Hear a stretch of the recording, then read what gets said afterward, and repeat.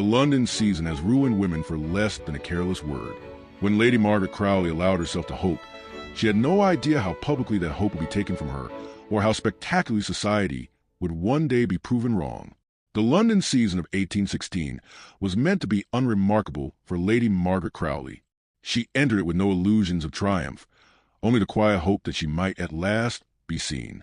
At 21, Margaret was well past the age of naive dreaming, but not yet hardened by disappointment. Her family was respectable, her upbringing careful, her dowry sufficient but unremarkable. The Crowley name carried no great influence, no whispered power behind drawing-room smiles. She was known, if she was known at all, as agreeable, sensible, and easily overlooked. Margaret did not mind this, at least not at first. She had learned early that brilliance often invited scrutiny, and scrutiny could be cruel. She preferred conversation to performance, listening to clever display. Her beauty was subtle rather than striking. Pale skin warmed by soft brown hair, thoughtful eyes that lingered longer than was fashionable. Those who took the time to notice her often stayed longer than they intended. She did not expect Edward Langley to notice her at all. Edward was everything Margaret was not positioned to attract. Handsome, confident, and moving easily through the upper tiers of society, he belonged to the sort of family whose name opened doors without effort. When he sought her out at her first ball of the season, claiming her for the opening dance, more than one head turned in surprise. Then he returned. Again and again, he sought her conversation rather than merely her presence. He spoke to her as though her opinions mattered, asked her questions, listened to her answers. He praised her intelligence, her restraint, her steadiness. He made no grand declarations, but his attentions were consistent enough that society began to take notice. Margaret told herself to be cautious. She reminded herself that admiration was not commitment. And yet, as weeks passed and Edward's interest did not waver, she allowed herself a careful hope, not of titles or elevation, but of being chosen for what she was rather than what she could provide. That hope did not survive the arrival of Miss Clarissa Vaughan. Miss Vaughan came armed with a fortune large enough to redraw any gentleman's priorities, and a family determined to see it well invested.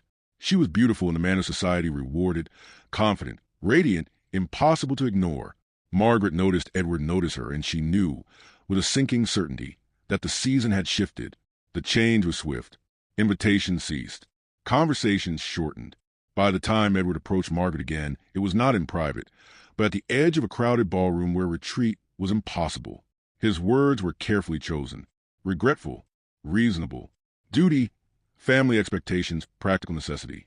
He spoke softly, but not softly enough. Those nearest heard everything. Margaret listened without interrupting. She felt the heat of awareness spread through the room, the sudden interest of onlookers who understood precisely what was unfolding. When Edward finished, she thanked him for his honesty and wished him well. She danced twice more that evening, smiling when required. Only later, behind closed doors, did the weight of the humiliation settle fully. Within a month, Edward Langley's engagement to Miss Vaughan was announced. 2 years passed. Margaret returned to London older, calmer, and far more guarded. She accepted invitations, declined proposals that did not suit her, and learned how to exist comfortably beneath society's notice.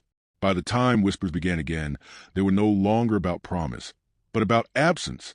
Still unmarried, they said, pitying, curious. Margaret did not correct them, and when she next entered a ballroom, she did so with a secret no one there yet knew. To understand how Lady Margaret Crowley arrived at that moment, composed and silent beneath society's assumptions, one must return to the season when she first learned how costly hope could be. Before we dive into Margaret's story of heartbreak and ultimate triumph, welcome to Duke's story. If you love tales of resilience, unexpected romance, and sweet revenge served with impeccable manners, you're in the right place. Don't forget to like this video and subscribe so you never miss a story. Now, let's continue. The morning after Edward Langley first asked Lady Margaret Crowley to dance, she woke to find 3 calling cards waiting in the silver tray by the morning room door. 2 were from acquaintances she had known for years but who had rarely troubled themselves to visit. The third was from a woman whose daughter had debuted the same season as Margaret, a girl who had secured an excellent match within weeks. Margaret's mother held the cards as though they were made of something fragile and precious. "You see," she said, her voice bright with relief Margaret had not heard in months. "They're noticing you now." Margaret accepted the cards without comment, but she understood what her mother meant. In the rigid economy of London society, attention was currency, and Edward Langley had just made her valuable. It was not that Margaret had been invisible before. She had friends, invitations, a modest circle of acquaintance. But she had existed in that precarious middle space where one could be pleasant company without ever being essential. She had watched other young women rise and fall on the tide of male attention. They were recalibrated overnight based on who danced with them, who called, who lingered in conversation. She had told herself she was above such calculations. Now, with Edward's interest casting a new light on her existence, she realized how much she had wanted to matter. Edward called that afternoon. He stayed for 20 minutes, spoke intelligently about a book Margaret had mentioned in passing at the ball, and left with a promise to see her at the theater that evening. Her mother was nearly giddy. Her father, more cautious by nature, said only that Mr. Langley seemed a sensible young man. Margaret said nothing at all. She was too busy trying to manage the dangerous flutter of hope rising in her chest. The theater that evening was crowded, the boxes filled with London's finest families displaying themselves as much as watching the performance. Edward arrived precisely when he said he would, joining the Crowley family box with an ease that suggested he belonged there. He greeted Margaret's parents with the exact degree of deference and warmth required, then turned his attention to Margaret. "I finished the book," he said, settling into the seat beside her. "You were right about the third act." The resolution was far too convenient. Margaret smiled despite herself. "I warned you it would disappoint." "You did. I should have listened." His eyes held hers a moment longer than necessary. "I'm learning that your judgment is worth trusting." It was a small thing, that comment, a fragment of flattery that cost him nothing. But it lodged itself somewhere deep in Margaret's chest, warm and stubborn. The performance began, but Margaret barely registered it. She was too aware of Edward beside her. The way he leaned slightly closer when he whispered a comment about the actors, the way society's eyes flicked toward their box throughout the evening. She could feel the shift happening in real time, the recalibration of her social worth based on his visible preference. When intermission arrived, Edward did not leave to visit other boxes, as was customary. He remained, engaging Margaret's father in conversation about politics, drawing her mother into discussion about the season's entertainments, and returning again and again to Margaret herself. "You are very quiet tonight," he observed when her parents had turned away to greet an acquaintance. "I prefer listening," Margaret replied. "People reveal more when they are not being interrogated." Edward laughed, low and genuinely amused. "What have I revealed, then?" Margaret considered him carefully. "That you are more thoughtful than you allow others to see.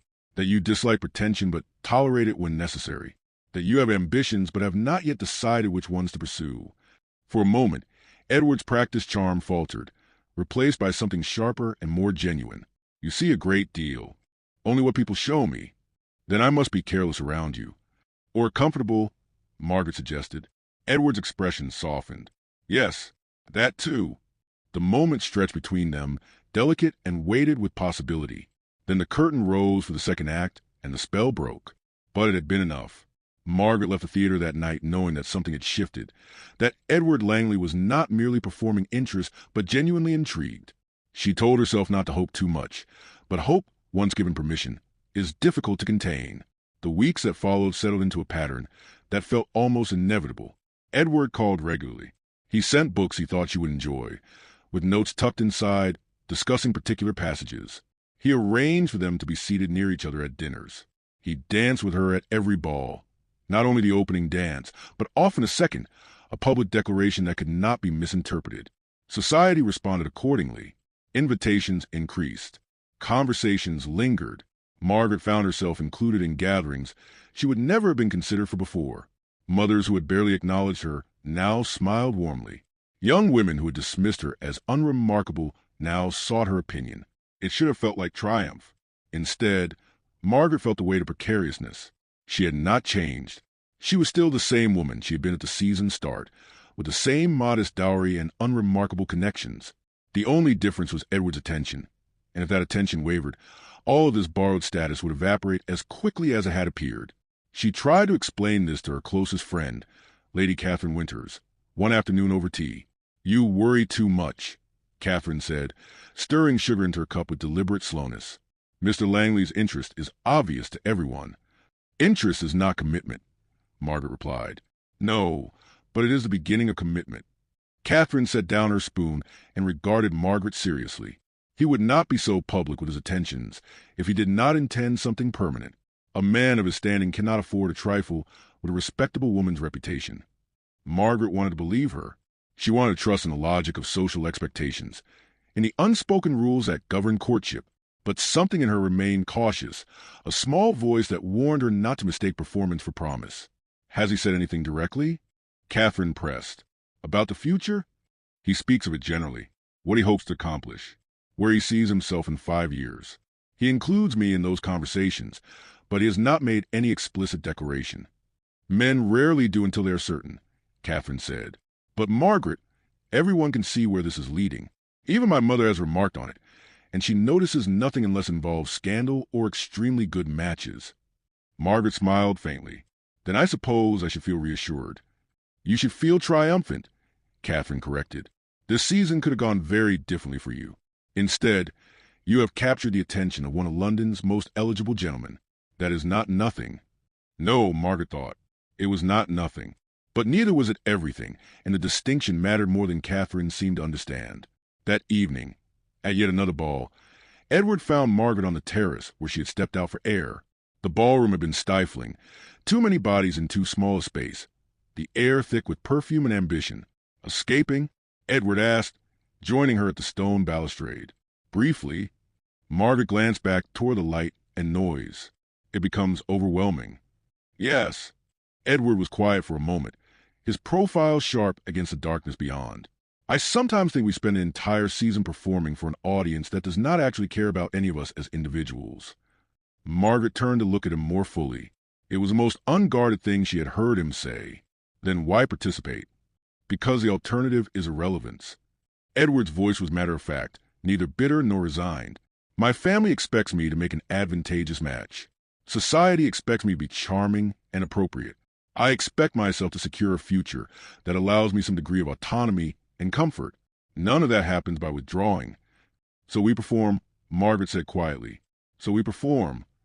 Edward turned to face her, his expression softening. Though I confess, with you it feels less like performance and more like conversation. That is rare. I did not expect it. Margaret's heart kicked against her ribs. I am glad it does not bore you. You could never bore me. Edward reached out, not quite touching her hand where it rested on the stone, but close enough that the gesture carried intention. You are the most genuine person I have encountered this entire season, Margaret. That is worth more than you know. It was the first time he had used her given name. The intimacy of it, spoken quietly in the dark, felt like a promise. I value your regard, Margaret said, choosing her words with care. I hope I have not misunderstood its nature. Edward smiled, and for once it was not the practiced charm he showed the ballroom, but something smaller and more real. You have not misunderstood.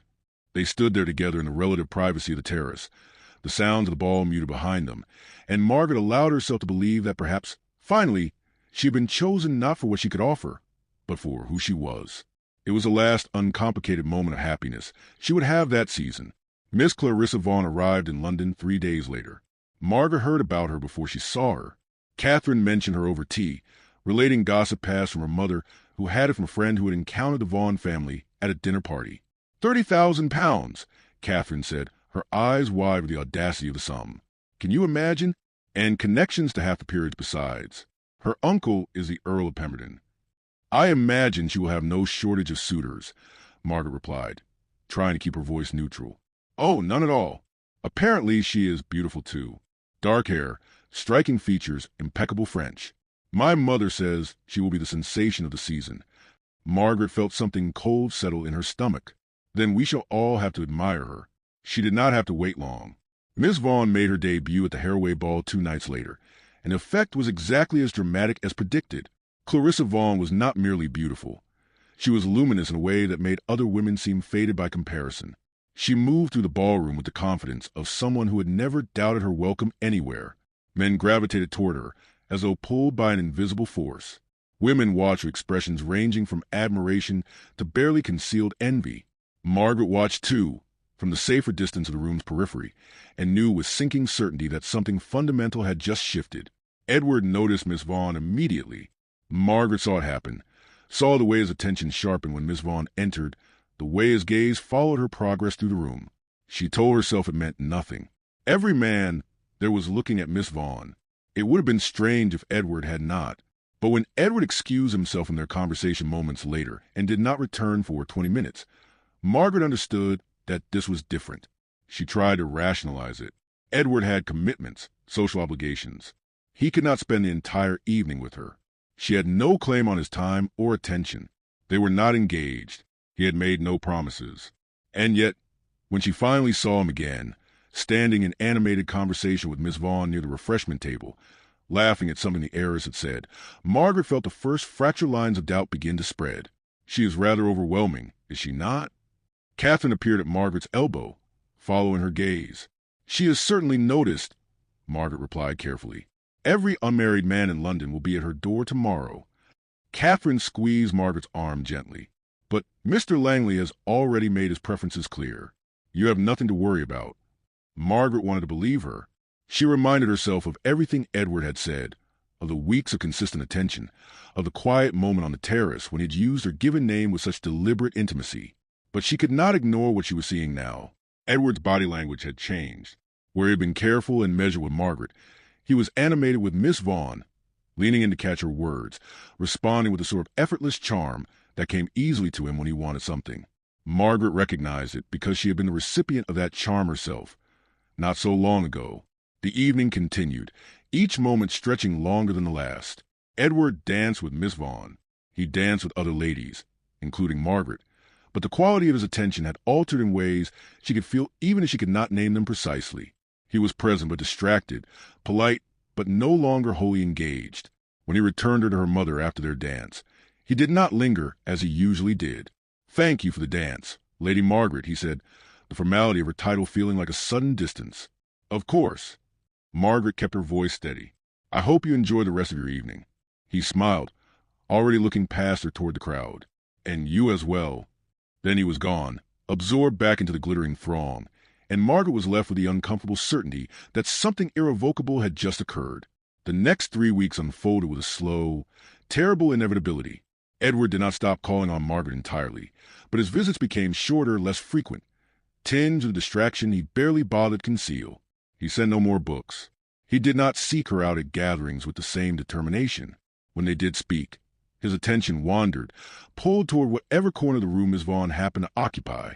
Margaret watched it happen with a strange, detached clarity. She recognized the pattern because she had seen it before, observed from the outside as other women rose and fell in male estimation. She had simply never imagined herself as the subject of such a reversal. Society noticed, too. The invitations that had multiplied during Edward's courtship began to slow. Conversations that had drawn her now proceeded without her input. She was not shunned, not precisely, but she was no longer central.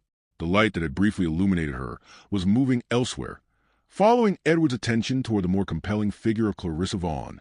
Catherine tried to reassure her. It is only novelty. Every man is infatuated with her. It will pass. But Margaret knew better. This was not mere infatuation. This was calculation. Edward had assessed his options and found them significantly improved. £30,000 in an earl's connection outweighed whatever affection he might have developed for a woman with neither. The end, when it came, was not dramatic. Edward simply stopped pretending. He found Margaret at the Sinclair ball, in a corner where she had retreated to avoid watching him dance with Miss Vaughn for the third time that evening. His expression was serious, almost regretful, and Margaret knew before he spoke what was coming. "Lady Margaret," he began, and the formality confirmed everything.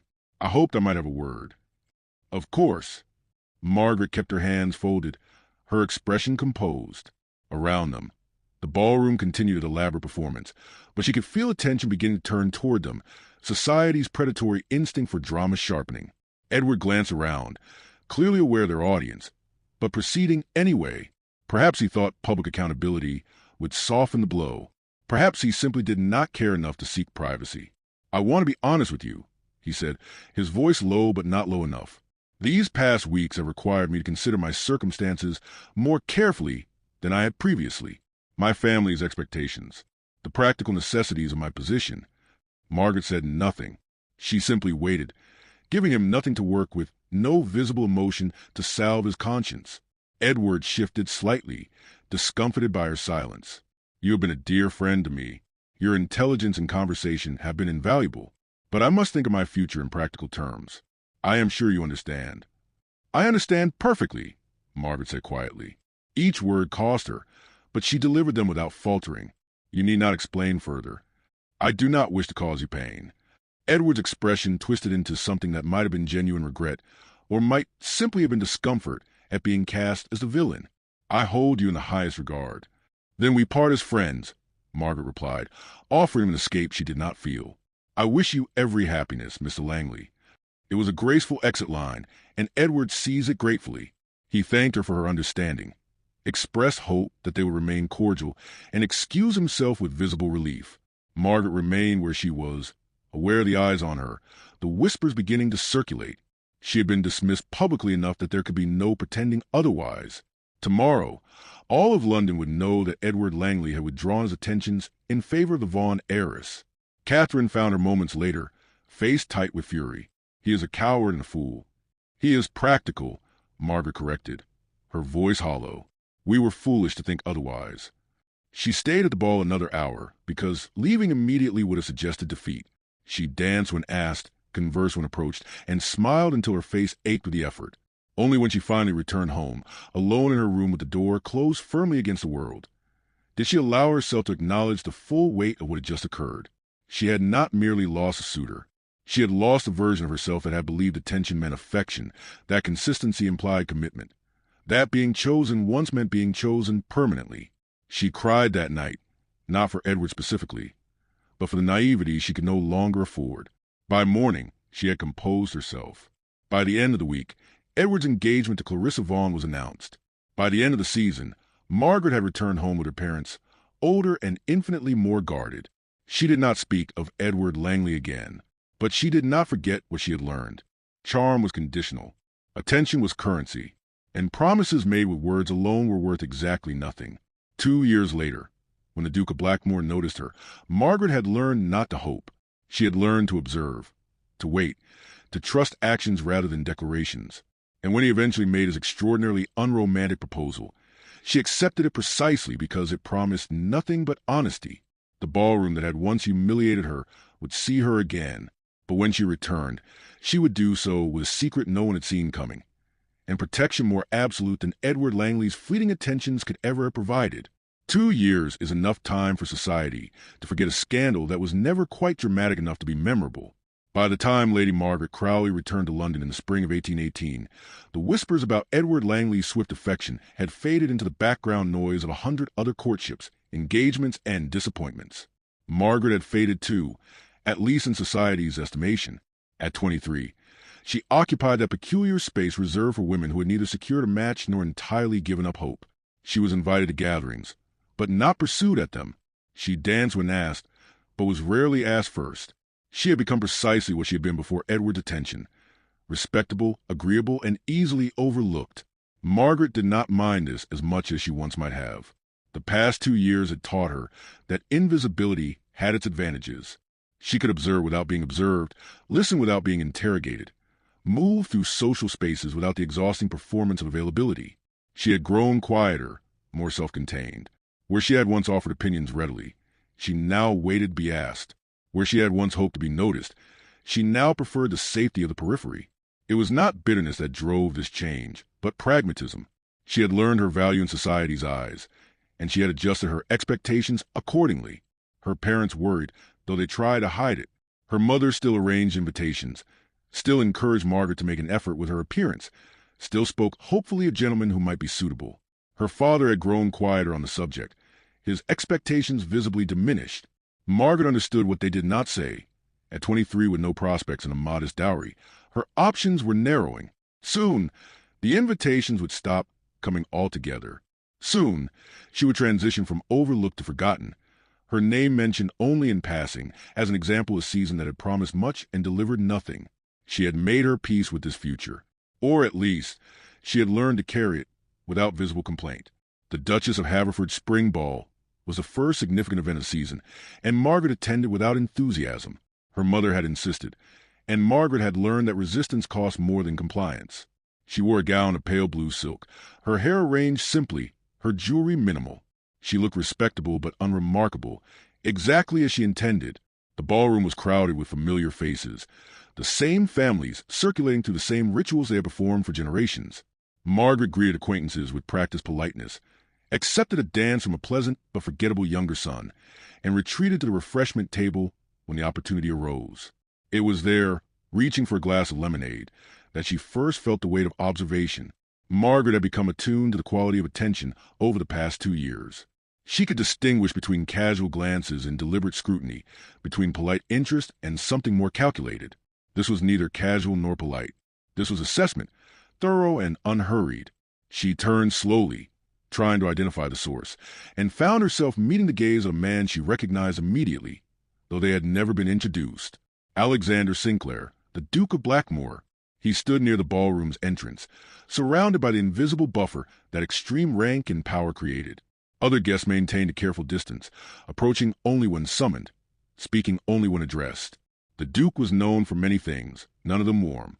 His political influence was absolute. His fortune was vast. His temperament was cold, his expectations exacting, his patience for frivolity non-existent. He was also, Margaret noted with detached observation, significantly older than her, perhaps 40, though he carried his age with the kind of austere dignity that made precise calculation difficult. His features were angular, his expression severe, his bearing that of a man who had never doubted his right to command any space he occupied, and he was looking directly at her with an intensity that made her pulse quicken uncomfortably. Margaret held his gaze for precisely 3 seconds, long enough to acknowledge the attention but not long enough to invite conversation, then deliberately turned back to the refreshment table. She had no interest in being noticed by the Duke of Blackmore. Men like him did not notice women like her without purpose, and whatever that purpose might be, Margaret wanted no part of it.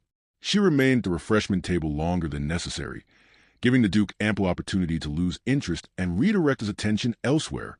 When she finally turned again, he had indeed moved, engaged in conversation with Lord Haverford and 2 other gentlemen whose names Margaret could not recall. She exhaled slowly, relieved, and made her way back toward the ballroom's edge where Catherine was holding court among a small group of married women. Margaret. Catherine greeted her warmly. Come, join us. We were just discussing the appalling lack of eligible gentlemen this season.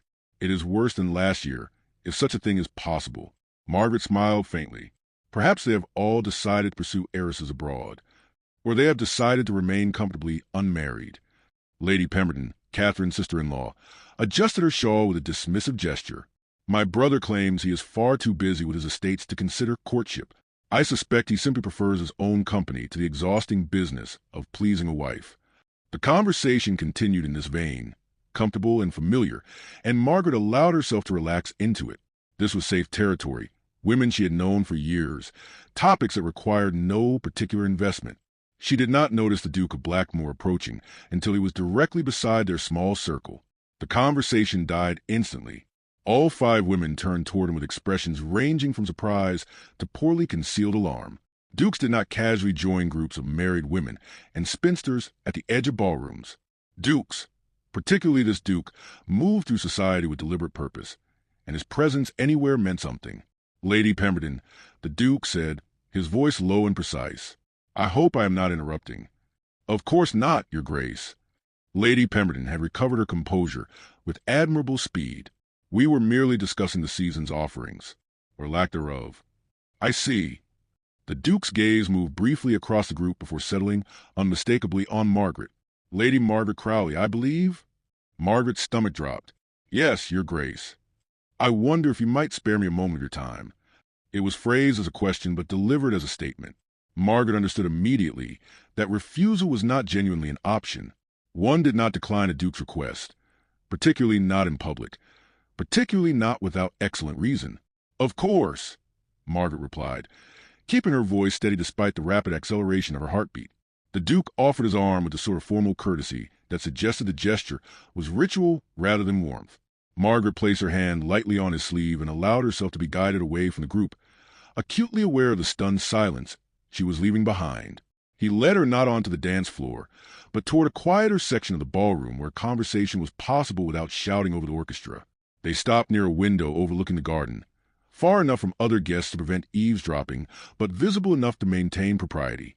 You are wondering why I requested this conversation, the Duke said without preamble. Yes, Your Grace. Margaret saw no point in pretending otherwise. I have been observing you this season and last. His tone was matter-of-fact, as though this were a perfectly normal admission. You conduct yourself with unusual restraint. You do not perform for attention. You appear to possess intelligence beyond the ordinary, and you do not use it as a weapon against others. Margaret blinked, uncertain how to respond to such a clinical assessment. I thank you. It was not a compliment, merely an observation. The Duke's expression did not soften. I am in need of a wife.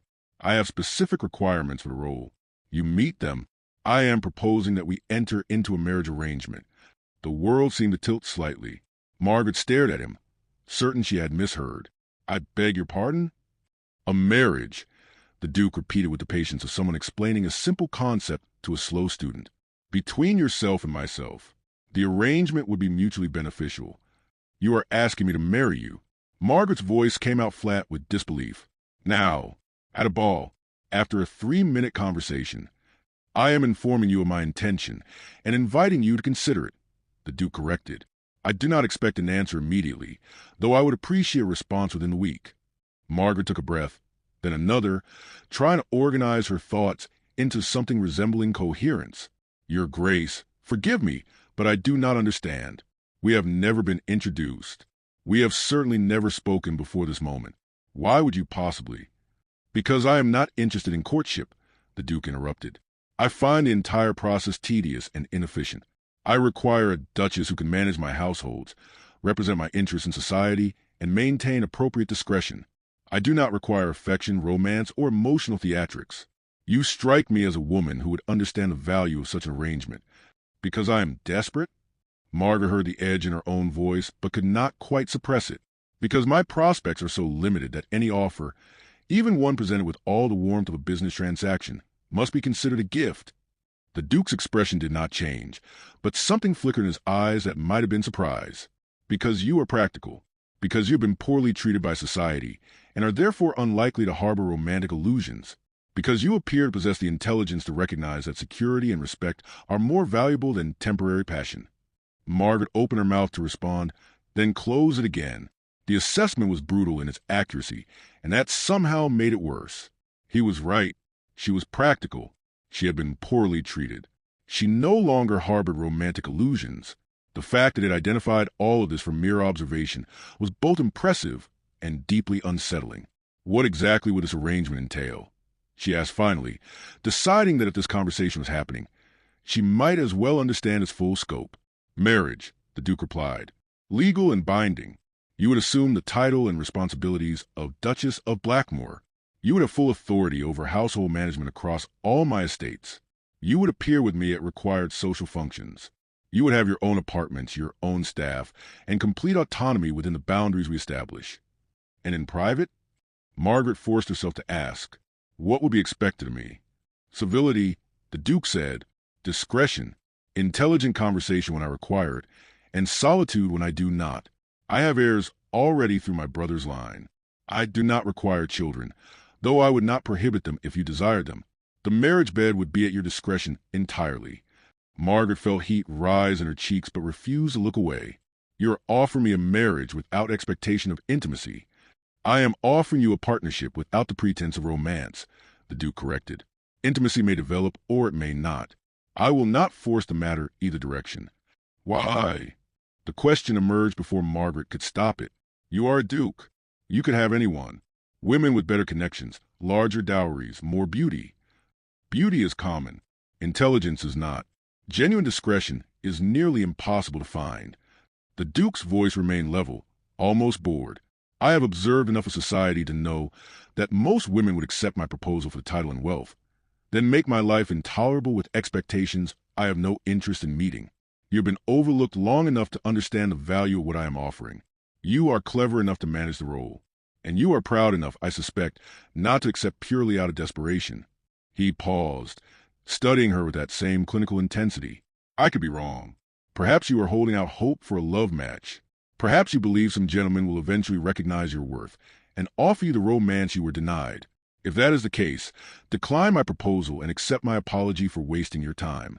Margaret stood very still, absorbing the full weight of what he was offering. Marriage to one of England's most powerful men. Security absolute and unquestionable, respect, autonomy, protection from society's judgment, and her own diminishing prospects. All of it offered without a single word of affection, without even the pretense of feeling. It should have been insulting. It should have felt like another form of being overlooked, valued for utility rather than self. Instead, it felt startlingly like honesty. "I need time to consider," Margaret said finally. "This is not a small decision." "No, it is not." The Duke inclined his head slightly. "You have until Friday. If you are interested in proceeding, send word to my townhouse. If I do not hear from you, I will understand your answer to be no and will not trouble you further. And if I accept?" Margaret met his gaze directly. "What happens then?" "Then we will meet to discuss specific terms. We will formalize the arrangement legally. We will marry quietly, likely by special license, and you will become the Duchess of Blackmore." His expression remained unchanged, as though he were describing the weather rather than complete alteration of her life. "It will not be a romantic marriage, Lady Margaret, but it will be an honest one. That is worth more than most people realize." With that, he bowed formally and walked away, leaving Margaret standing alone by the window with her thoughts in complete disarray. She remained there for several minutes, watching the garden outside without truly seeing it, trying to process what had just occurred. A duke had proposed marriage. Not Edward Langley with his charm and conditional affection, but the Duke of Blackmore with his brutal honesty and complete lack of sentiment. It should have been easy to refuse. It should have been obvious that a marriage without affection was no marriage at all, that she deserved better than a transaction dressed in legal documents. But Margaret had learned hard lessons about what she deserved versus what was actually available. She had learned that charm could vanish overnight, that promises could be withdrawn, that being chosen for yourself was a luxury most women never experienced. The Duke was not offering her love, but he was offering her something Edward never had: honesty about what she would receive and what would be expected in return. Catherine found her moments later breathless with curiosity. What did he say? What did the Duke of Blackmore want with you? Margaret turned to face her friend, her expression carefully neutral. "He asked me to consider a proposal." Catherine's eyes widened. "A marriage proposal? Margaret, that is unexpected," Margaret finished. "I have not decided what I will do." "What is there to decide?" Catherine gripped Margaret's arm, her voice urgent. "He is the Duke of Blackmore. Do you understand what that means? The power, the wealth, the position? You would be one of the highest-ranking women in England." "I would be married to a man I do not know," Margaret replied quietly. "A man who made it abundantly clear that he has no interest in affection or romance." "Most marriages begin without affection," Catherine pointed out. "At least he is being honest about his expectations. That is more than most men offer." It was exactly what Margaret had been thinking, but hearing it from Catherine somehow made it more real. She looked back toward the ballroom, searching for the Duke's distinctive figure, but he had vanished in the crowd as completely as if their conversation had never occurred. "I need to go home," Margaret said. "I need to think." Catherine nodded, understanding.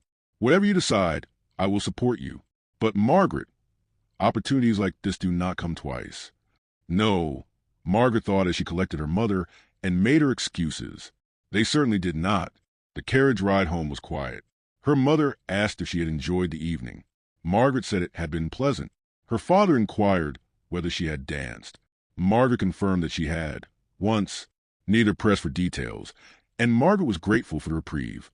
In her room, finally alone, Margaret sat at her window and tried to think systematically about the Duke's proposal. The practical advantages were undeniable. Marriage to the Duke would elevate her beyond anything her family could have hoped for. She would have security, status, protection from society's judgment.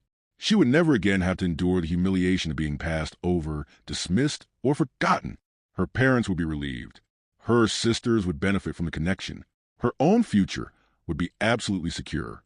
The emotional risks were equally clear. She would be married to a man who did not love her and who had explicitly stated he did not want to. She would spend her life in a partnership defined by utility rather than affection. She would never have the romance she had once. Foolishly, hopeful with Edward. But then, Margaret reminded herself, she had already lost that hope. Edward had taken it from her 2 years ago when he walked away without a backward glance.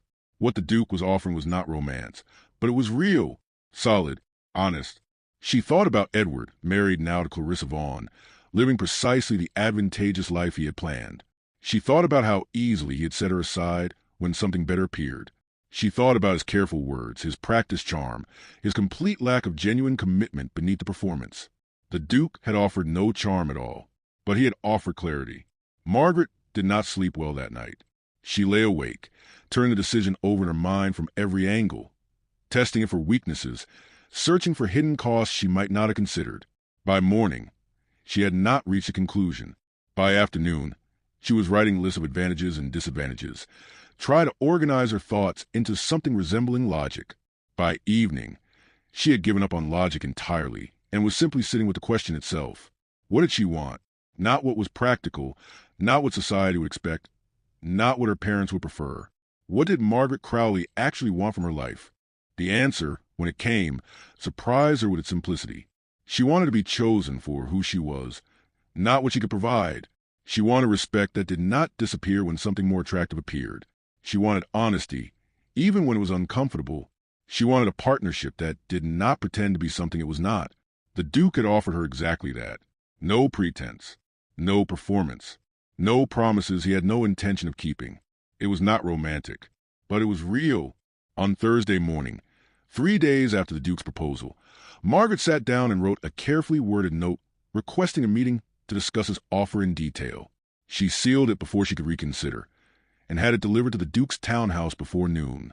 The response arrived within 2 hours. The Duke would receive her tomorrow afternoon at 3 o'clock. Her mother could accompany her if she wished, though the Duke would prefer to speak with Margaret directly. Margaret showed the note to her parents that evening over dinner. Her father read it twice, his expression moving from confusion to disbelief to cautious hope. Her mother simply stared. "The Duke of Blackmore has proposed marriage to you?" Her father asked finally. "He has expressed interest in considering an arrangement, yes." Margaret kept her voice level. "I am meeting with him tomorrow to discuss details." "Margaret." Her mother's voice was barely above a whisper. "Do you understand what this means?" "I understand that it is unexpected," Margaret replied. "I also understand that it may be the best opportunity one am likely to receive." Her father set down the note carefully. "You do not sound enthusiastic." "I am not certain enthusiasm is what the Duke requires," Margaret said honestly. "He has been quite clear that this would be a practical arrangement rather than a romantic one." "And you find that acceptable?" her mother asked. Margaret met her mother's gaze directly. "I find it preferable to false promises and conditional affection. At least I will know precisely where I stand." Her parents exchanged a look that Margaret could not quite interpret. Finally, her father nodded slowly. "If this is what you want, we will support you. But Margaret, you must be certain. Marriage is permanent. Whatever you decide tomorrow will shape the rest of your life." "I know," Margaret said quietly. "Believe me, I know." The next afternoon, Margaret arrived at the Duke's Mayfair townhouse precisely at 3 o'clock. The building was imposing, all clean lines and careful symmetry, wealth displayed through restraint rather than ostentation. A butler answered the door before Margaret could knock, and led her through corridors lined with art that likely cost more than her family's estate. The Duke received her in his study, a room dominated by books, maps, and a kind of organized efficiency that suggested a mind that valued order above all things. He stood when she entered, offering a formal bow. "Lady Margaret, thank you for coming." "Your Grace." Margaret curtsied, then accepted the chair he indicated. Her mother had remained in the carriage, trusting Margaret to handle this conversation alone. The Duke sat across from her, no desk between them, his posture upright and formal. "I assume you have questions." "Many," Margaret admitted, "but perhaps you could begin by explaining precisely what you are hoping to gain from this marriage. You mentioned heirs are not a concern. What then is the purpose?" "Stability," the Duke replied without hesitation. "I am tired of society's expectation that I remarry. I am tired of ambitious mothers parading their daughters before me. I am tired of pretending interest in courtship rituals I find tedious and meaningless. A wife would end those expectations permanently." "So, I would be a shield," Margaret said. "Protection from unwanted attention." "Partially. You would also be a partner in managing substantial responsibilities. My estates require oversight. My position in society requires a hostess. My political work requires someone who can represent my interests discreetly." The Duke's gaze remained steady. "I am not looking for decoration or companionship, Lady Margaret. I am looking for competence. And you believe I can provide that?" I believe you are capable of far more than society has allowed you to demonstrate. The Duke leaned back slightly. You've been underestimated. That has taught you to observe rather than perform. Those skills are valuable to me. Margaret considered this carefully. What would my actual duties entail? Management of household staff across 3 estates. Representation at required social functions. Perhaps a dozen per season. Correspondence on matters requiring a personal touch. Entertaining when necessary, though I prefer to keep such events minimal. The Duke paused. I would also value your opinion on certain political matters. I find that intelligent counsel is rare, and I suspect you have insight society has not bothered to request. You would consult me on political decisions? Margaret could not keep the surprise from her voice. Why does that startle you? Because most men do not value their wives' political opinions. Most men are fools, the Duke said flatly. I did not achieve my position by ignoring useful intelligence regardless of its source. If you have something worthwhile to contribute, I will listen. Margaret felt something shift inside her, a small crack in the defensive walls she had built around her expectations. This was not what she had anticipated. She had expected to be valued for appearance, for social grace, for the ability to smile and remain silent. She had not expected to be valued for her mind. And in exchange, she asked, what would I receive beyond the title? Security absolute, well sufficient to purchase anything you might desire. Autonomy over your own schedule and activities. My protection from anyone who might seek to diminish or dismiss you. The Duke's voice lowered slightly. And my respect, Lady Margaret. That may not sound like much compared to declarations of affection, but I assure you it is worth significantly more. Because respect does not vanish when something better appears, Margaret said quietly, thinking of Edward despite herself. The Duke's expression sharpened with understanding. No, it does not. They sat in silence for a moment, the weight of the conversation settling between them. Margaret realized that this was the moment of decision. She could accept this strange, unromantic proposal, or she could decline and return to her previous life of diminishing prospects and careful invisibility. I have one condition, Margaret said finally. State it. If I agree to this marriage, you must promise me honesty. Always. No pretense, no performance, no careful words designed to obscure truth. If you are displeased with something, tell me. If expectations change, inform me. I will not be set aside again because I failed to understand that circumstances had shifted. Her voice remained steady, but her hands were clenched in her lap. I would rather have uncomfortable truth than comfortable lies. The Duke studied her for a long moment, and Margaret had the uncomfortable sense that he was seeing far more than she intended to reveal. Finally, he nodded. That condition is acceptable. I would add that I expect the same from you. If this partnership is to function, we must both be willing to communicate directly. Agreed. Then we have an understanding?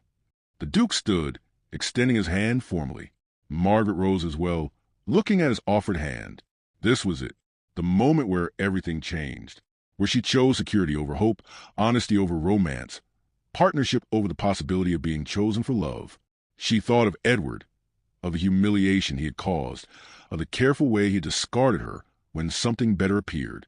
She thought of 2 years spent invisible, overlooked, slowly accepting that her season of possibility had passed.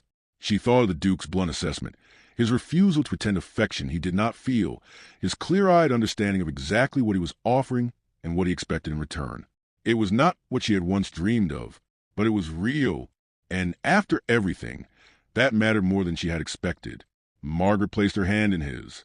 We have an understanding, Your Grace. His grip was firm, brief, and absolutely certain. I will have my solicitor draw up the marriage contracts. We will marry by special license within the month. I see no point in prolonging the matter unnecessarily. Within the month, Margaret repeated, her head spinning slightly at the speed of it all. Unless you require more time? No. Margaret found she meant it. No, I do not require more time. If we are doing this, we might as well proceed efficiently. The faintest suggestion of approval crossed the Duke's features. Then I will call on your father tomorrow to formalize arrangements. You may inform your family tonight. He walked her to the door himself, a gesture of courtesy that seemed significant given his stated distaste for unnecessary social ritual. At the threshold, he paused. Lady Margaret, you will not regret this decision. I may not offer you romance, but I will offer you something far more valuable. What is that, Your Grace? My word, the Duke said simply, and I have never broken it. Margaret left the townhouse in a daze. By the time her carriage reached home, The full reality had begun to settle. She was going to marry the Duke of Blackmore.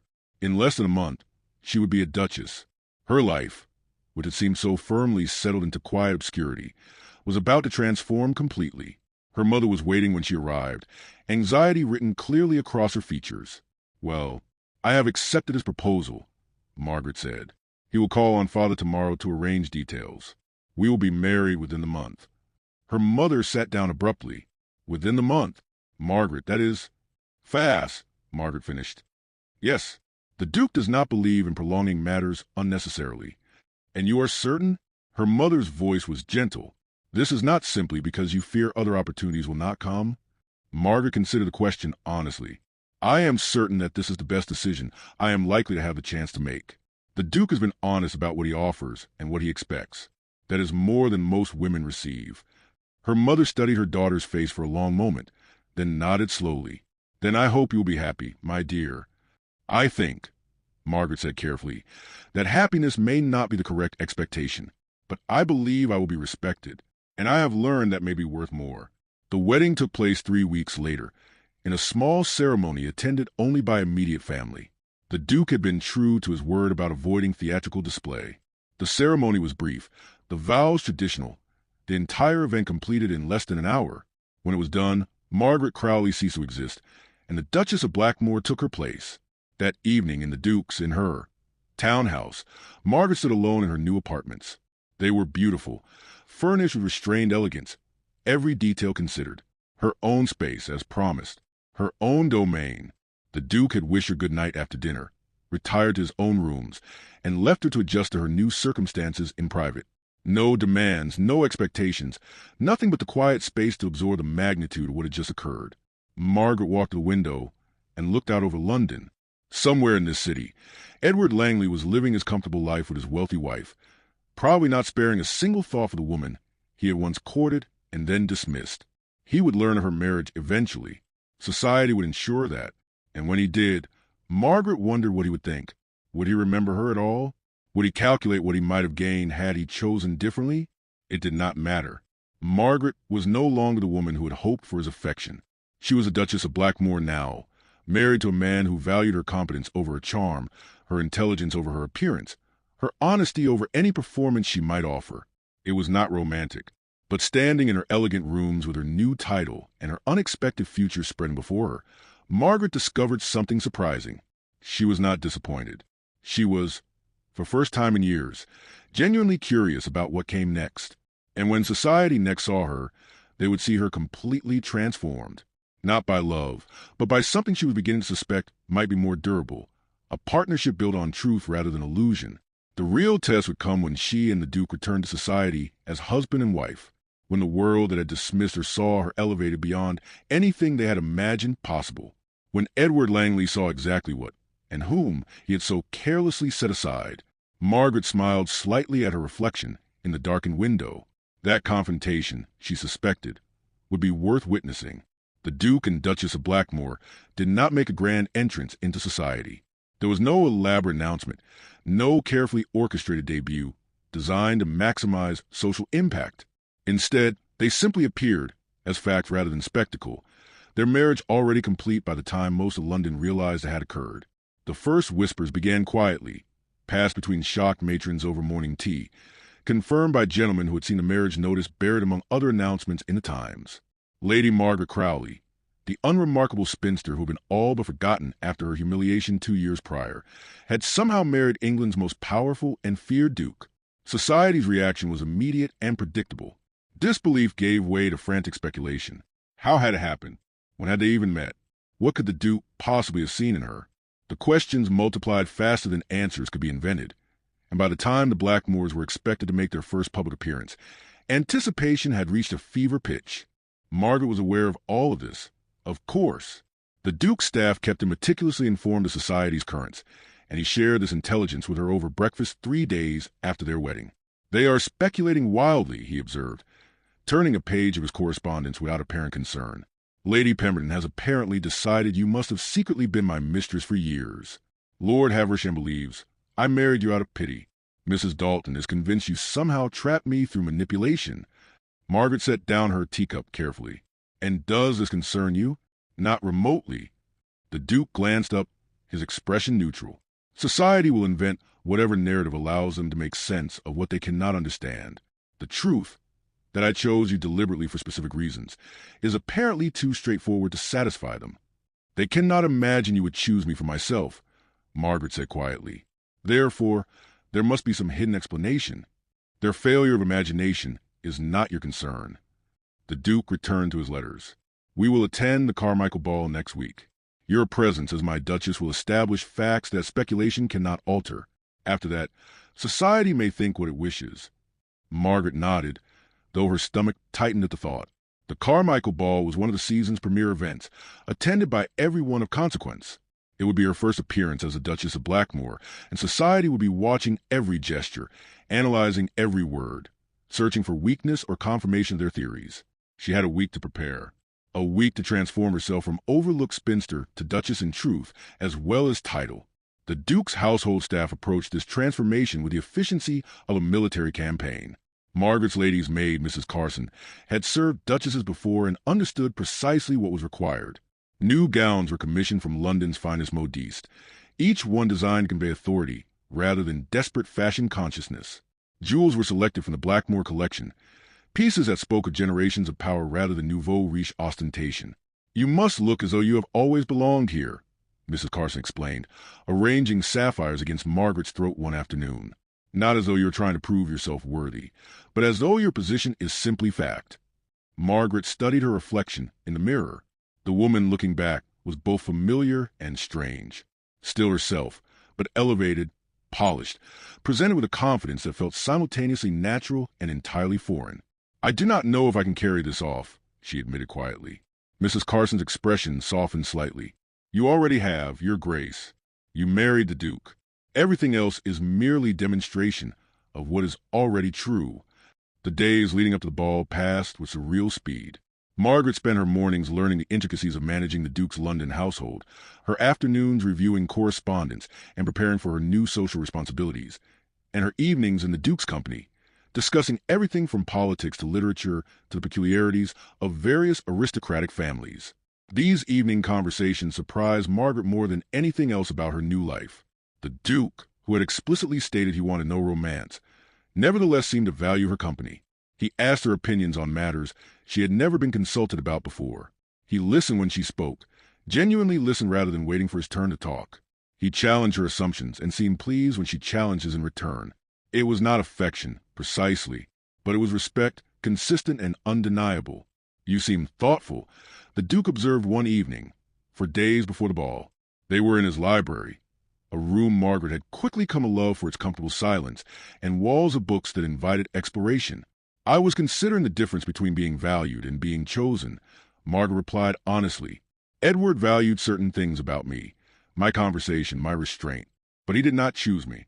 You have chosen me, but you explicitly stated you do not require affection. I find myself uncertain, which matters more. The Duke set down the document he had been reviewing. You are wondering if a marriage without sentiment can be satisfying. I am wondering if I made the right choice, Margaret admitted. Not because I regret it, but because I do not yet understand what I have chosen. An honest marriage, the Duke said after a moment, one where neither of us need pretend to feel what we do not, where respect is given freely and consistently, where partnership is valued over performance. He paused, his gaze direct. I cannot offer you romance, Margaret, but I can offer you something I suspect you have rarely received. The certainty that my regard will not vanish when circumstances change. Margaret felt something loosen in her chest, a tension she had not fully realized she was carrying. That is not nothing. No, the Duke agreed quietly. It is not. The night of the Carmichael ball arrived with the weight of inevitability. Margaret dressed with Mrs. Carson's assistance, watching herself transform in the mirror. The gown was deep midnight blue, cut to perfection, adorned with the Blackmore sapphires that had belonged to duchesses for 3 generations. Her hair was arranged in an elegant style that suggested effortless sophistication. She looked, Margaret had to admit, like a duchess. She looked like someone who had every right to be exactly where she was. The Duke came to collect her himself. Another small gesture of courtesy that seemed to mean more than either of them acknowledged. He stopped in the doorway of her dressing room, his gaze moving over her with careful assessment. You look appropriate, he said finally. Margaret smiled slightly. From the Duke, this was high praise. Thank you. You look appropriate as well. Something that might have been amusement flickered across his features. Shall we go demonstrate our appropriateness to society? The carriage ride to the Carmichael estate was quiet. Margaret could feel tension building in her shoulders, anxiety she would try to suppress through sheer force of will. The Duke noticed, of course. You are nervous, he observed. I am about to face everyone who dismissed me, everyone who pitied me, everyone who decided I was not worth their attention. Margaret kept her voice level. And I must do so as your Duchess, knowing they are all searching for proof that I do not belong in this position. Then we will provide them with proof that you do. The Duke's tone was matter-of-fact. Margaret, you are my wife, my choice, my equal. Anyone who suggests otherwise will answer to me. Do you understand? Margaret met his gaze in the dim carriage light. You would defend me? Without hesitation. There was something almost fierce in his expression. You are under my protection now. That is not a courtesy. It is a fact. The anxiety in Margaret's chest eased slightly, replaced by a different feeling she could not quite name. She had expected this marriage to be cold, transactional, defined by careful distance. She had not expected this quiet, unwavering support. Thank you, she said softly. The Duke simply nodded, and then they were arriving. The carriage rolling to a stop in front of the Carmichael mansion, blazing with lights, and crowded with London's elite. The moment Margaret stepped from the carriage on the Duke's arm, she felt the weight of attention settle over her like a physical thing. Conversations paused. Heads turned. The crowd at the entrance parted almost unconsciously, making way for the Duke of Blackmore and his unexpected Duchess. Margaret kept her chin level, her expression composed, her hand steady on the Duke's arm. She could feel dozens of eyes tracking her every movement, searching for signs of unworthiness, evidence that she was merely playing a role she had not earned. Let them look, she thought. Let them see exactly what they overlooked. The Duke guided her through the entrance and into the ballroom with the confidence of a man who had never doubted his right to command any space he occupied. He did not acknowledge the stares or whispers. He simply moved forward, and Margaret moved with him, matching his certainty with her own carefully maintained composure. Lady Carmichael greeted them with a curtsy, so deep it was almost comical. Your Grace, your Grace, we are honored by your presence. Lady Carmichael. The Duke's tone was polite but distant. My wife and I appreciate the invitation. The introduction was deliberate, pointed. My wife. Not Lady Margaret or even the Duchess, but my wife, a claim of connection that could not be misinterpreted. Lady Carmichael's gaze moved to Margaret with barely concealed curiosity. Duchess, how lovely you look this evening. Thank you, Lady Carmichael. You have outdone yourself with the decorations. The exchange was perfectly polite, perfectly appropriate, and it established a new reality beyond question. Margaret was not merely the Duke's wife in name. She was a Duchess of Blackmore in fact, standing beside her husband as his equal and partner. They moved into the ballroom proper, and Margaret felt the full force of society's scrutiny. Everywhere she looked, people were staring, whispering, recalculating their understanding of who she was and what her marriage meant. Catherine found them within minutes, her face flushed with excitement. Margaret, Your Grace, you look absolutely magnificent. Margaret smiled, genuinely pleased to see a friendly face. Catherine, it is still Margaret to you, please. I cannot believe you kept this secret from me. Catherine's voice dropped to a whisper. The Duke of Blackmore. Margaret, do you have any idea what this means? I am beginning to understand, Margaret replied quietly. The Duke had been pulled into conversation with several gentlemen, political discussions that clearly required his attention. Before leaving Margaret's side, he had leaned close enough that only she could hear. I will return shortly. If anyone troubles you, you need only say the word. Now, standing with Catherine at the ballroom's edge, Margaret observed the social dynamics unfolding around her. Women who had barely acknowledged her before were positioning themselves for introductions. Men who had never noticed her were suddenly interested in conversation. The entire structure of her social existence had transformed overnight, and everyone was scrambling to adjust. Is it very strange? Catherine asked softly. Being a duchess? Everything is strange, Margaret admitted. But the Duke has been unexpectedly considerate. This is not what I imagined marriage would be, but it is not unpleasant. Well, whatever it is, it has certainly made an impression. Everyone is talking about nothing else. Catherine's smile turned mischievous. Especially those who dismissed you before. Mrs. Langford was saying just yesterday that she always knew you would make an excellent match. Margaret raised an eyebrow. Mrs. Langford, who suggested 2 years ago that I was aiming above my station by hoping for Edward's attention? The very same. Catherine's eyes sparkled. Selective memory is apparently a requirement for maintaining one's social standing. They were both laughing when Margaret saw him. Edward Langley, standing near the refreshment table with his wife Clarissa beside him, was staring directly at Margaret with an expression she could not quite interpret. Shock, certainly. Disbelief, absolutely. And something else, something that looked almost like regret. Margaret's laughter died. Catherine followed her gaze and immediately stiffened. "Oh," Catherine breathed. "He is here, apparently." Margaret's voice had gone flat. She had known this moment would come eventually, but she had not expected it to arrive quite so soon. Edward was moving toward them now, Clarissa reluctantly following. Margaret could feel her pulse accelerating, old wounds reopening despite her best efforts to remain composed. This was a man who had humiliated her, who had dismissed her as casually as one might set aside an unfashionable hat. And now he was approaching her, as though they were merely old acquaintances with no history between them. "Lady Margaret," Edward said, stopping a careful distance away. "Or should I say, Your Grace? I must admit, I was quite surprised to hear of your marriage." The form of address was deliberately ambiguous, as though he could not quite bring himself to acknowledge her new rank. Margaret recognized the tactic immediately. It was the same careful condescension he had employed when ending their courtship, the pretense of politeness wrapped around a core dismissal. "Mr. Langley." Margaret's voice was cool. "How pleasant to see you again." "Pleasant," Edward repeated, and something unpleasant flickered across his face. "Yes, I suppose that is one word for it. I must confess, I am curious how this remarkable elevation came about. The Duke of Blackmore is not known for impulsive decisions. There it was. The implication that her marriage must be somehow suspect, that she must have manipulated or deceived her way into a position she could not possibly deserve. "I am afraid I cannot satisfy your curiosity," Margaret replied, maintaining her composure through sheer force of will. "My husband's reasons are his own." "Your husband?" Edward's smile had gone sharp. "Forgive me, but it is difficult to reconcile the Margaret I knew with the Duchess. You were always so modest, so retiring, so content to remain in the background." Clarissa touched his arm in warning, clearly sensing the dangerous undercurrent. But Edward ignored her. "Tell me," he continued, his voice carrying just far enough that nearby guests could hear, "are you still unmarried in any way that matters? Or have you managed to secure what you were so desperately seeking 2 years ago?" The words landed like a physical blow. The implication was clear, deliberate, and viciously calculated. He was suggesting that her marriage was a sham, that she was still essentially the overlooked spinster she had been, that her elevation was merely cosmetic rather than real. Margaret felt heat rising in her face, humiliation and anger warring for dominance. Catherine had gone rigid beside her, fury written clearly across her features. Several nearby guests had turned to listen, recognizing the confrontation unfolding.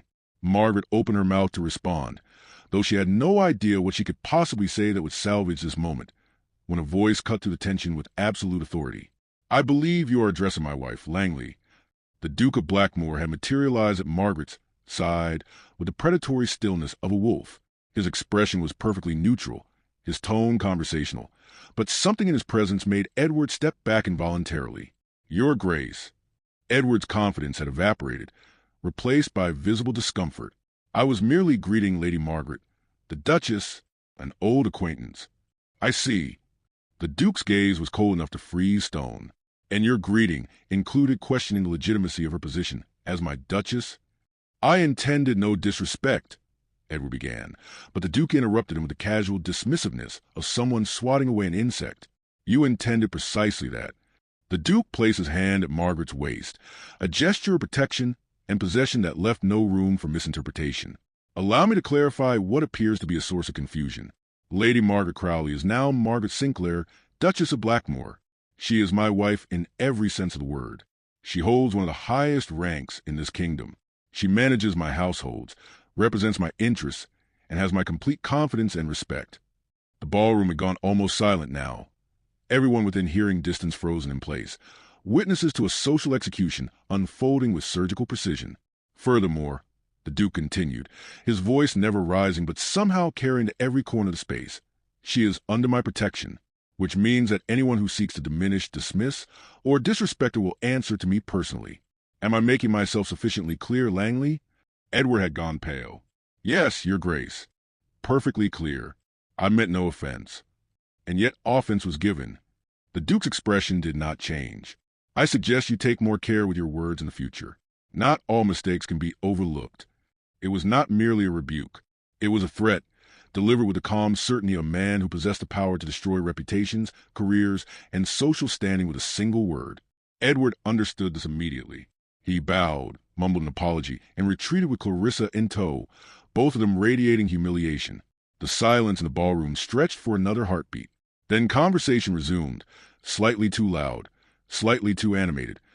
Everyone desperate to pretend they had not just witnessed Edward Langley being publicly dismantled by England's most powerful duke. Margaret stood very still, her hand still resting on the Duke's arm, trying to process what had just occurred. He had defended her, not merely supported her, but actively, publicly defended her against someone who had sought to humiliate her. He had claimed her as his wife, his equal, someone under his protection. He had done exactly what he had promised. "Are you well?" the Duke asked quietly, his hand still at her waist. "I—" Margaret's voice caught. "Yes, thank you. You need not thank me." The Duke's tone softened slightly. "I told you that you were under my protection. That was not merely courtesy, Margaret. It was truth." They remained there for another moment, the Duke's presence a shield against society's scrutiny. Then he guided her toward a quieter corner of the ballroom where they could speak, without being overheard. "I did not expect him to be so openly hostile," Margaret admitted once they were relatively alone. "Men like Langley often are when confronted with their own poor judgment." The Duke's expression was thoughtful. He passed over something valuable in pursuit of something more obviously advantageous.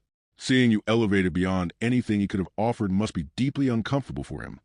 "He has no right to be uncomfortable," Margaret said, anger finally breaking through her composure. "He made his choice. He has the advantageous marriage he wanted." "Yes, and you have something far better." The Duke met her gaze directly. "You have a marriage built on honesty rather than illusion. You have security that does not depend on maintaining someone else's fickle interest. You have my respect, Margaret, and unlike Langley's attention, that will not waver when circumstances change." Margaret felt tears threatening and blinked them back fiercely. She would not cry at a ball, would not give society that satisfaction. But something in the Duke's words had reached past her carefully maintained defenses and touched something raw and wounded. "I did not expect you to defend me so thoroughly," she whispered. "Then you underestimated both my integrity and my possessiveness." The Duke's voice held an edge of dry humor. "You are mine now, Margaret. That means something to me, even if I am not given to romantic declarations. No one is permitted to treat you as Langley did, not while you carry my name and my protection." "Why?" The question emerged before Margaret could stop it. "Why does it matter to you? You said this was a practical arrangement." "It is." The Duke considered her for a long moment. "But practical does not mean indifferent. I chose you deliberately, Margaret. I valued your intelligence, your restraint, your refusal to perform for approval. Having made that choice, I will not tolerate anyone suggesting it was incorrect or that you are somehow unworthy of the position you now hold. So this is about your judgment being questioned, not about defending me specifically." "This is about both," the Duke corrected. "My judgment is sound, and defending it requires defending you. But Margaret, I would not have intervened quite so decisively if I did not also find his behavior personally offensive. You are my Duchess. Your dignity is my concern." Margaret absorbed this, trying to understand the complex mixture of pragmatism and something else, something that felt almost like protectiveness, in the Duke's explanation. "I do not know how to navigate this," she admitted quietly. "I thought I understood what this marriage would be. Now I find myself uncertain, because I am not as indifferent as I claim to be." The Duke's expression was unreadable. "Margaret, I promise you honesty. Here it is. I did not enter this marriage expecting to feel anything beyond professional respect. But you have proven to be more than I anticipated. More intelligent, more observant, more genuinely herself without performance or pretense. I find that I value your company beyond mere utility." Margaret's heart was beating too fast. "What are you saying?" "I am saying that this marriage may become more than I originally intended." The Duke's voice was careful, measured. "I am saying that respect, when given consistently, can evolve into something deeper. I am not declaring affection, Margaret. I am simply acknowledging that what exists between us is not as purely transactional as I initially believed." Before Margaret could respond, Catherine appeared at her elbow, breathless with excitement. "Margaret, you must come. Everyone is talking about what just happened. The Duke absolutely destroyed Edward Langley. It was magnificent." The Duke stepped back slightly, allowing Catherine to claim Margaret's attention. But his gaze remained on his wife with an intensity that made Margaret's breath catch. "We will continue this conversation later," he said quietly. "For now, society requires our presence. Shall we demonstrate exactly how united we are?" Margaret nodded, still processing everything that had happened in the past 10 minutes. The Duke offered his arm again, and together they returned to the ballroom center, where they were immediately surrounded by well-wishers, suddenly eager to ingratiate themselves with the Duchess of Blackmore. The rest of the evening passed in a blur of introductions, conversations, and carefully orchestrated social interactions. Margaret performed her role flawlessly, the Duke remaining at her side throughout, a constant presence that communicated protection and partnership in equal measure. When they finally departed near midnight, Margaret's face ached from smiling, her feet hurt from standing, and her mind was churning with everything that had transpired. In the carriage on the way home, the Duke regarded her with something that might have been satisfaction. "You handled that extraordinarily well. Society has no doubt now that you are precisely where you belong. Thanks in no small part to your intervention," Margaret replied. "Edward would have humiliated me if you had not stopped him." Edward revealed himself as petty and small-minded. The Duke corrected. "I simply ensured that everyone witnessed it. You, Margaret, revealed yourself as dignified, composed, and entirely unshaken by pathetic attempts at condescension. That was your accomplishment, not mine." Margaret looked at him in the dim carriage light. This man who had offered her an unromantic marriage and then defended her with ferocity that seemed anything but indifferent. "I do not understand you." "What is there to understand? You claim you want no romance. You insist this is merely a practical arrangement. Yet you speak of me with something that sounds very much like genuine regard."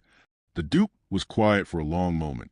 "Perhaps I am discovering that practicality and regard are not mutually exclusive. Perhaps I am learning that respect, when genuine, feels remarkably similar to affection." He met her gaze directly. "Or perhaps, Margaret, I simply chose better than I realized when I selected you as my Duchess." Margaret could not think of a single appropriate response to that.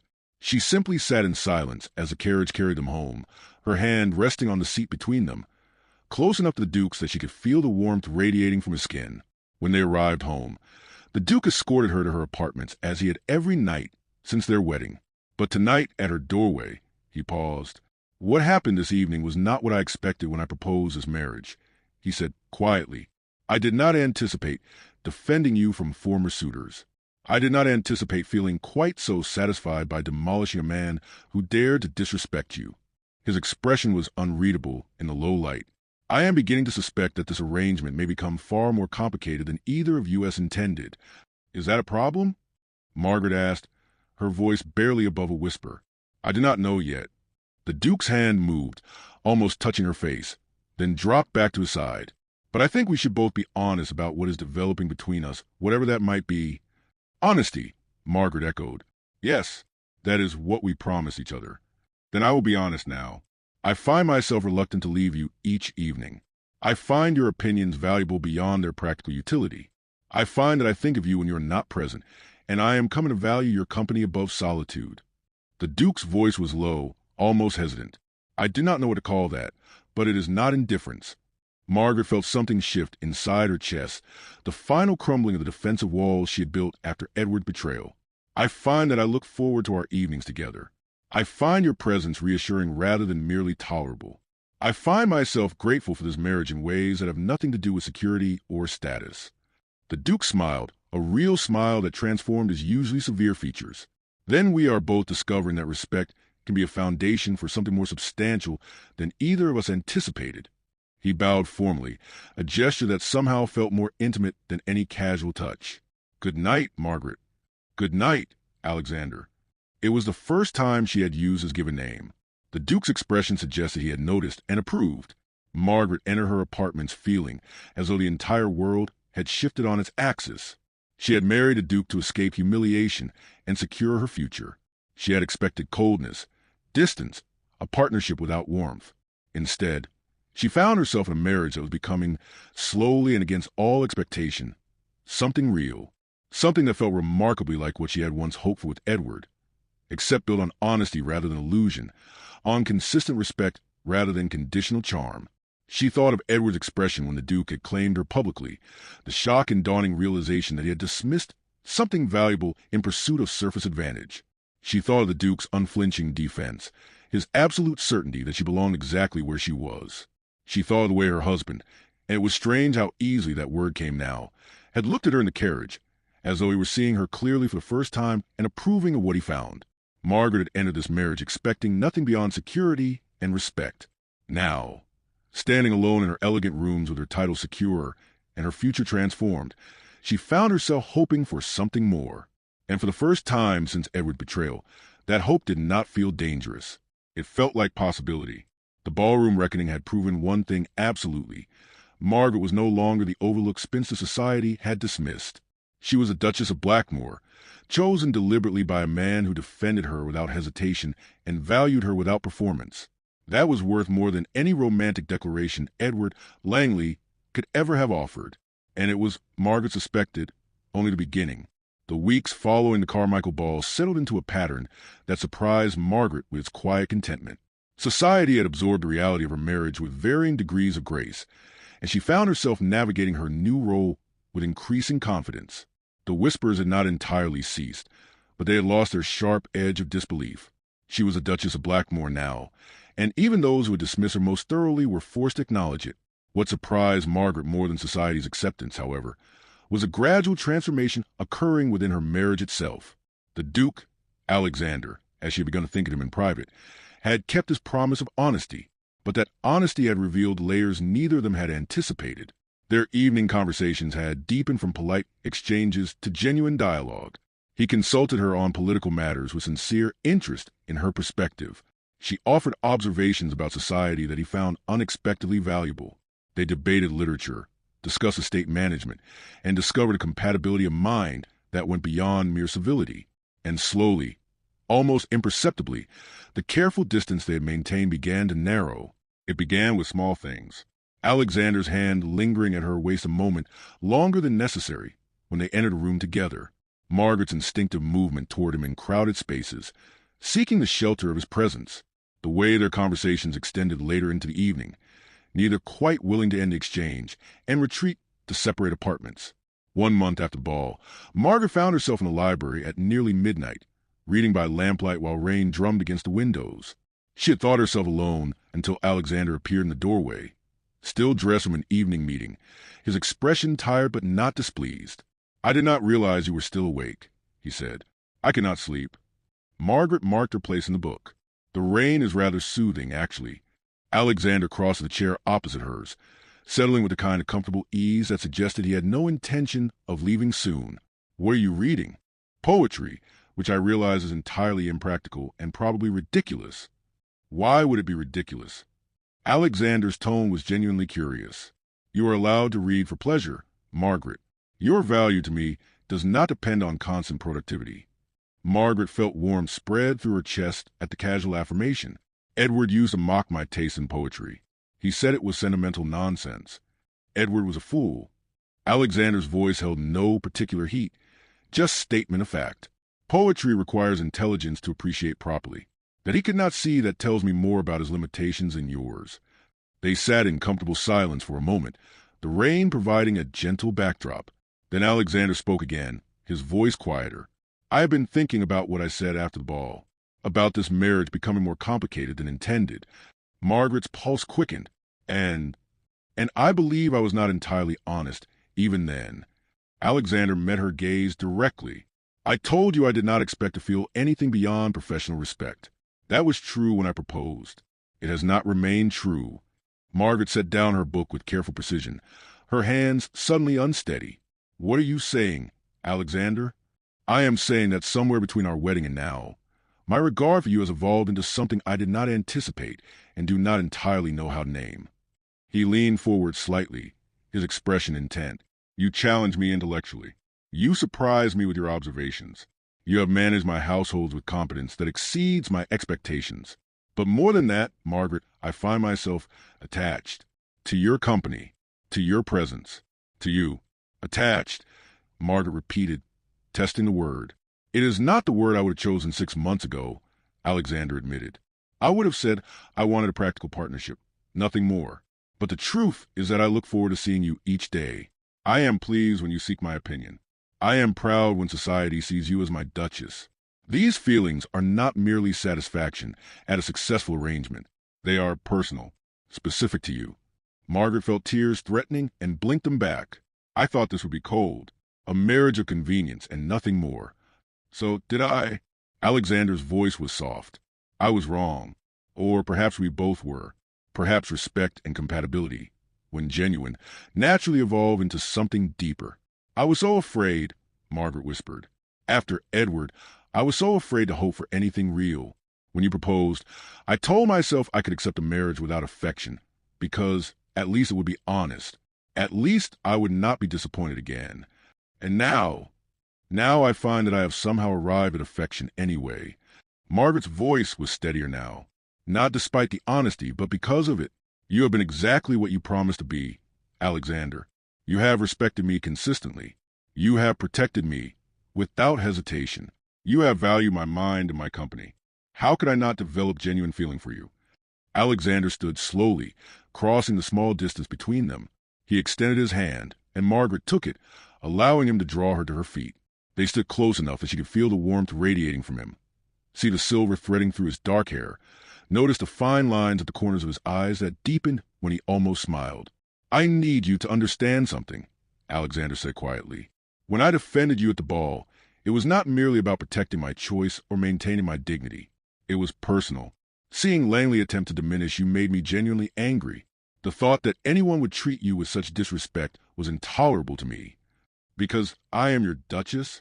Because you are Margaret. His hand came up to cup her face with surprising gentleness.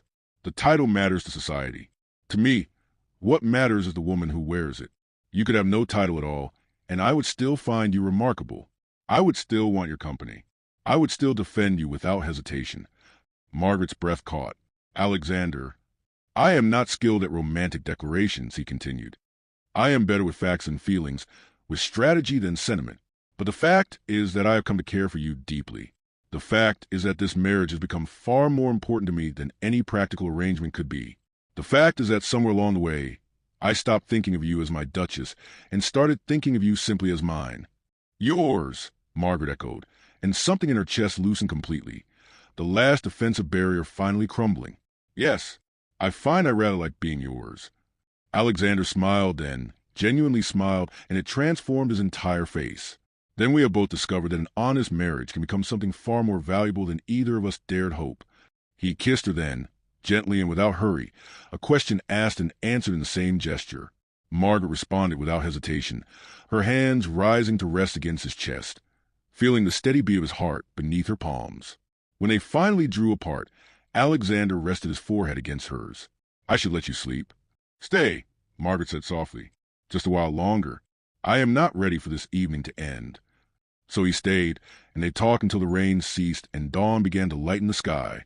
They talked about their pasts, their hopes, the future they were building together. They talked honestly, without performance or pretense.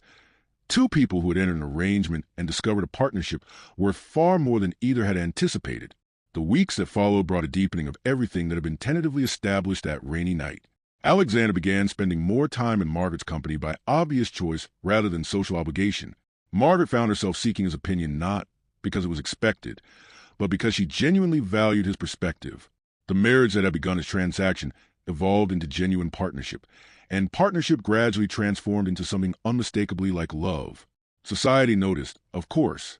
The Duke and Duchess of Blackmore were observed to be remarkably united, unusually attentive to one another, clearly comfortable in each other's company. This sparked a new round of speculation, but Margaret found she cared very little what society thought. She knew the truth of her marriage, and that was enough. 3 months after the ball, Margaret received an unexpected letter. The handwriting was unfamiliar, but the signature made her pause. Clarissa Langley. She opened it with curiosity rather than apprehension, and found a surprisingly humble note.